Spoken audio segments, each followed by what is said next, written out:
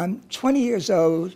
I'm a graduate student in the MA program at the Sorbonne, and you'll see. And the title of the poem is I Don't Love Paris. I don't love Paris. Maybe it's the blue rain, and I smell salt when the sewers sing their cries of the troglodyte. I love Paris. It's the son of 3 bluettes who whisper that my papers are fake, and I live in a room on Cherche Midi. The concierge each night holds a black cat on his shoulder. No kidding. He laughs tersely, and I'm scared. Nonetheless, a blue 1st of June, blue on La Place Saint-Sulpice in the 6th arrondissement. I marry in the city hall, but I lose my key. No room. We sleep at her place. Who is this boy with whom you spent the night, says the landlady. He's my husband. She throws us into the street. I don't like Paris. I love her tenderly, her one-room starving artists, the dirty rain, the blue sun. Je n'aime pas Paris. Je n'aime pas Paris. Peut-être c'est la pluie bleue et j'hume le sel quand les égouts chantent le cri de troglodyte. J'aime Paris. C'est le soleil de 3 bluets qui chuchote que mes papiers sont faux, que j'habite une chambre sous Cherche Midi. Le concierge, tous les soirs, porte une charte noire sur son épaule. Sans blague, il rit sévère et moi, j'ai peur. Néanmoins, un bleu 1er juin, bleu, sur la place Saint-Sulpice, le 6e arrondissement. Je me marie à la mairie, mais je perds la clé. Pas de chambre, donc nous dormons chez elle. Qui est ce gosse avec qui vous avez passé la nuit, dit la matrone. C'est mon mari. Elle nous jette dans la rue. Je n'aime pas Paris. Je l'aime tendrement. Tous les artistes qui crèvent, la pluie sale, le soleil bleu. Nice language. I did a book that I published just last year. It came out. It's called Stickball on 88th Street. But I wrote it some 37 years ago. And I was reading at a church the other night, and they said, well, what took you so long? Well, to publish it, I said, I've done a lot, but you know it's not easy. So I was waiting for the right publisher. It's an interesting thought. And something, you know, it's strange to go back and look at things you've done at an earlier time. I don't feel ashamed of them. I'm happy. I don't regret that I write differently, but it's a very good feeling not to, you know, in so many other ways I say, why did I do this? Why didn't I finish this? You know, the usual neurotic things we all, or at least me, practice, but not the poems. They're fun to discover. I lived in the same house with Babe Ruth, and I won't say more, except that he was a very nice man.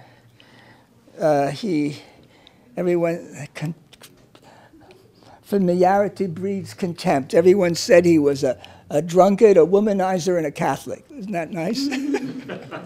What could be worse? But what I loved about, which reminds me of many of us, including my problem, he had a terrible time with names. So if you were young, he'd call you an old sport. If you were old, he'd say, hi, young sport. Who could complain, right? The Babe. The Building is the title of the poem. Babe Ruth lives on the other side of the court. His brother-in-law jumped from the 18th story into the handball area where we play until tenants get angry. I heard the thump when I was in bed. The Babe gave me a baseball diploma. The same elevator man, Joe, who slapped me for not being nice to Jerry, it wasn't true, took me to the Babes for the photo that came out in the Mirror. Sunday afternoons, we hear Father Coughlin and Hitler live shrieking on the radio. Everyone hates Hitler. When there's a strike, new men keep billy clubs by the doors. I like the scabs as much as Rudy and Joe outside, to whom we bring sandwiches. I heard Rudy got hit trying to bust in. They almost broke his head. It's funny for men to ride me up in the elevator. I always run downstairs. They show me down as I race for the outside into the North Pole wind and the gully. But often I spend the afternoon in a corner of the elevator, going up and down in the tired coffin. When no one else is riding, they let me close the brass gate. I do it like a grown-up stiff. And I'll read one more from this. Ice picks on 93rd Street. Crime wasn't invented today, by the way. Just the characters changed. Like New York, where I was born in Maine, grew up in New York. One of the things that's wonderful about New York, we were in New York for Sandy, the hurricane. And the people keep changing. One year everybody is from Pakistan. The next year they're from the Dominican Republic. It doesn't matter who's there. They're all suddenly wisecracking New Yorkers who really don't complain and help each other. Everybody was putting 7 people up on the floor during this period. No one went hungry, though we did have some thin meals. And a lot of people died. But I don't want to spend too much time on that. I just want to applaud the gangs. There were gangs. They just had different colors, different faces, different times in reformatories. Ice picks on 93rd Street. I'm wandering like a sailor on the drive. Elliot told me Life had an article on how babies are born with pictures of women. I don't suppose I'll see Life, but oh, it's great to think about them slowly. Women. Between their legs is what I see. Suddenly 3 ice picks are against my ribs. It's the Price Gang, brothers. They've been to a reformatory. I have a nickel, but jam it into the lining, and when they search me, they get nothing. But I'm like stone, unbreathing, so scared I feel like a pickle with their spikes inside. When the Price Gang is gone, all those blonde heads and pug noses seem alike, the Irish toughs from Amsterdam. I don't hate them. I thought they'd be worse. Empty your pockets or we'll stick you. I didn't think they would, but I can't walk there for weeks as if the brothers are always there, waiting to knife me for cash. Elliot said the girls uptown let you touch their hair or get in their bed if you have money. Now I'm cocky. I've been held up with ice picks against a dark wall. Maybe, like the sailors, I'll kiss a girl. This just came out. I should say it'll be out officially in a month, but this is the finished book. It's called ABC of Translation. And back in 1993, no, 1993 is better. 1893 is even exaggeration a little bit. I published with Yale a book called The Poetics of Translation, and it had 9 or 7 pages, actually, of prose, which a friend asked me to, James Locke asked me to put in, and I turned that into about 100-some pages. And so I thought I'd read at least one poem, and I did about 40 drawings for it. I don't know what would be a good poem. So let's see. The nightingale's keen specialty is translating her ecstasy. The spider spins a harp-like cage of silence, echoing John Cage. The lazy lion yawns and soars, transforming sloth into her roar. Dante translates his lovers into icy hell for carnal sin. The Spanish mystic wakes to sleep, transporting light for his deep leap. Blake's chimney sweepers in soot flues turn dead, and we hear children's blues. A newborn's cry is her transfer of need and wonder to her mare. Beasts are translators in our ear, waking black moons to help us hear how poets play from unknown tongues an ABC of Solomon's songs. It's written like a bestiary. You know, you tell the Torah's tale, and then you give the little ethical thing at the end. I love medieval bestiaries. I translated one from Latin, and they're just terrific. I'll just keep going on and see what we find here. A poet I just adore, and the one who introduced me way to Spain. I'd been in Mexico for a year. I was living, believe it or not, in a Mexican orphanage, but not as an orphan, but an invitee, because there was an orphanage for Spanish refugees from the Spanish Civil War who had been invited by the Spanish government to come. And I lived on the roof with a Catalan chemistry guy, Tomás García Borges is his name, and we had a ball. You had to get into it by climbing a very thin ladder and then take a leap and hope you landed on the roof. And there we had a little place with 2 beds, and that was it, free meals. And I used to go around Mexico. I had a friend who worked for a bus company, and in those days, you put the animals on the top and a tarp over it. And I could go up with any animal, go any place in Mexico, which I did if I was willing to just go up there with the animals. And I got a great view, nice smells, everything. That's what you do when you're having fun. I'll read a few lines in Spanish and then the rest in English. Does anyone know Spanish? Good. Cuando tú me elegiste, el amor eligió. Salí del Corán anónimo de todos, de la nada. Hasta entonces, nunca era yo más alto que las sierras del mundo. Nunca bajé más hondo de las profundidades máximas señaladas en las cartas marinas. Y mi alegría estaba triste, como lo están esos relojes chicos sin brazo, en que ceñirse y sin cuerda parados, and so forth. Here it is in English.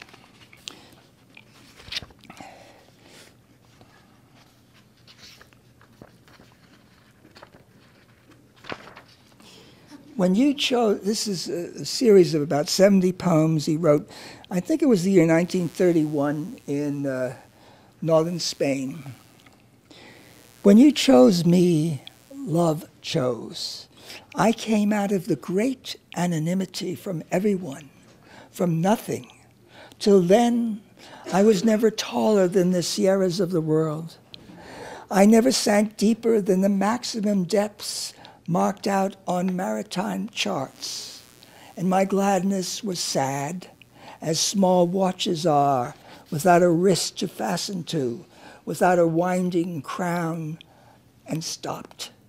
But when you said you to me, you, I was higher than stars, deeper than coral, and my joy began to spin, caught in your being, in your pulse. You gave me possession of myself when you gave yourself to me. I lived. You will back out. When you go, I know you will back out. When you go, I will go back to a deaf world that does not distinguish gram or drop in weight or water. I'll be one more like the rest when you are lost. I'll lose my name, my age, my gestures, all lost in me, from me, gone back to the immense bone heap of those who have not died and now have nothing to die for in life. Quite an intricate thinking Pedro Salinas. When I was in Argentina for a year, 1975, 1976, during the Dirty War, one of the people beside Borges I was crazy about was Cortázar, who would, you know, the movie Hopscotch, and that many things were made. And he actually lived most of his life in Paris, always writing his novels and poetry and short stories in Spanish. Like, the advantage of Spanish is that it's spoken in so many countries in the world, you can export the habit, as Mariano has. And so, you know, nothing is always, in many countries, exactly right. I was walking with Borges, the elevator didn't work. He said, oh, in Argentina, they only work when they're out of commission. So we walked up to the top, and he was 80, I was in my 40s, and I was with Maria Kalama, who was later to marry on his deathbed. And we were totally out of breath, but he was blind, he didn't care. He could walk up the stairs, and I said, Borges, you're a monster. You're twice our age, and you're out of breath, and we're out of breath, and look at you. He said, Barnstone, I'm afraid I've gone beyond the age of panting. Even if it was nonsense, he couldn't resist the speech. He loved to play with language. So this is the one that I wanted to read you, of Julio, who almost kills me. I wonder if I can forgive Julio Cortázar, who conspires and almost crushes me. He does it by writing a mystery story I'm reading in a Buenos Aires subway, standing, rocking a bit in the clanking car. It is not Endgame, but a fantastic tale of two houses and a railroad car with a rider who never arrives, yet it is forever a woman waiting like me in the train, not wanting to look up. Argentina. Every day during the dirty war is better than the rest. Next, I always liked danger in demoralized lands with autocratic regimes and the comradeship of persecuted writers. Here under Perón and his vigilante thugs in plaintless Fords halting at midnight houses to help an artist disappear. I'm excited by Julio, the Argentine short story magician, and read Lost. As we move around a curve, I lean back, feeling for the car wall, when a middle-aged lady says quietly, La puerta está abierta. The door is open. She saves me. Julio is alive. And if he had killed me, I would have preceded him into Shadowland, where I'd have time to read forever with proper glasses. I forgive Julio. Grimly, with no one to warn him, the multiplying white cells will crush him early. But down there, alert with his shadows, I see him, unwilling to forget his eternal readers. With only a pencil, he dreams up novels and fantastic tales. Feeling his midnight arm. Especially after midnight, when we walk around the city, Borges loves to stroll and spin around his cane and stop to talk and never stop. He spends a whole hour comparing Hopkins to Milton. No taxis, another strike, the hospital once more filled with young Montoneros who fight the police and lose, and we are full of midnight books. We move again. This team of arms, he's blind and 80, and I'm half his rascal wisdom. All this spoofing in the night. Then in dawn informs us we must laugh back to our flats. Our night vanished again. I grieve. Borges's dead eyes are fixed in dream. And I'll just end by telling you one little quick anecdote. On a night like that, it was about 2 o'clock in the morning, and we'd been at it all day long. He wouldn't shut up, and I wouldn't shut up. And so I said to him, Borges, I'm depressed. And he said, what's the matter? And he said, well, I know we had this great talk about these figures, and again, now it's Milton and Dante who's better, and you confuse everything as you always do. By praising one, to prove it, you quote the other, and so forth and so on. And he puts his arm on my shoulder, and he says to me, Barnstone, do you know what Swedenborg said? I said, no, Borges, I don't know what Swedenborg said. He said, God gave us a brain so we could have the capacity to forget. Thank you.